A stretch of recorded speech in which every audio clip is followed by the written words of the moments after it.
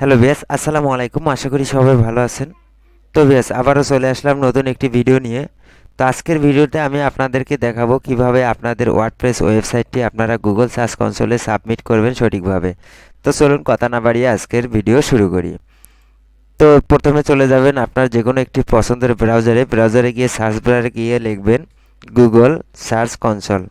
Google search console লেখার পরে প্রথম যে লিঙ্কটি চলে আসবে searchconsolegoogle.com, এটাতে সার্চ কনসোলে ক্লিক করবেন। করার পরে দেখুন স্টার্ট নাও ক্লিক করে দিবেন।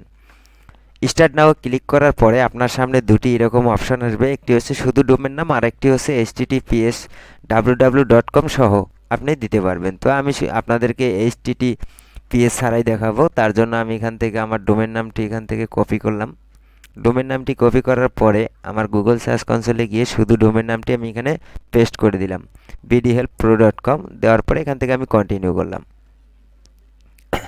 দেখুন আমার এটা অনারশিপ অটো ভেরিফাইড হয়ে গেছে।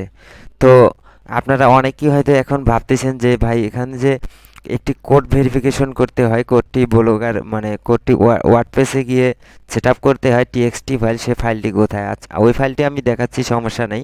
আপনাদের কারো যদি এরকম ওই অনারশিপ অটো ভেরিফাই হয়ে যায় তাহলে কোনো সমস্যা নেই। আপনি এখান থেকে গো টু প্রপার্টি করে দিবেন। গো টু প্রপার্টি করে দেওয়ার পরে আপনি চলে আসবেন এখান থেকে নিচে। নিচে আসার পরে দেখুন একবারে বাম পাশে নিচে সিটিংয়ে ক্লিক করে দিবেন। সিটিংয়ে ক্লিক করে দেওয়ার পরে উপরে দেখুন যে সবুজ আইকনটা দেখা যাচ্ছে অনারশিপ ভেরিফিকেশন, এটার উপরে ক্লিক করে দিবেন।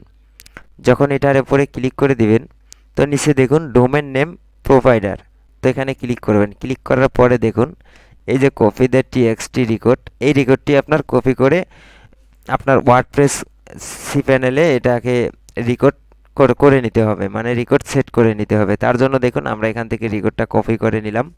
কপি করে নেওয়ার পরে চলে যাব আমাদের সি প্যানেলে। সি প্যানেলে আসার পরে দেখুন উপর থেকে দেখাই, সি প্যানেলে আসার পরে একটি স্ক্রল ডাউন করে নিচে আসবেন।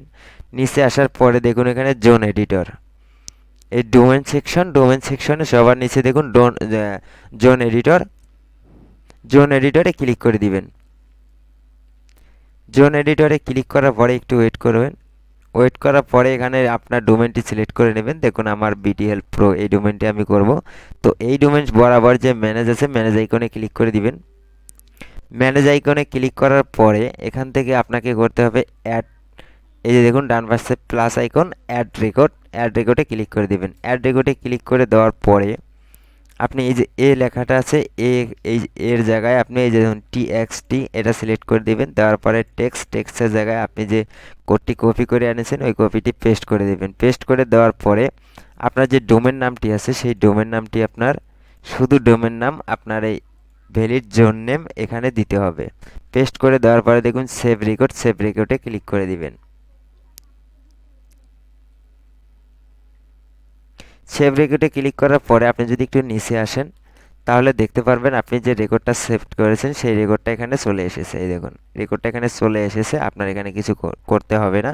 আপনি আবার চলে যাবেন সার্চ কনসোলে যাওয়ার পরে দেখুন ভেরিফাইতে ক্লিক করে দিবেন। দেখুন আপনার এটা সাকসেসফুলি ভেরিফাইড হয়ে গেছে, আপনার আর কোনো এখানে সমস্যা রইল না।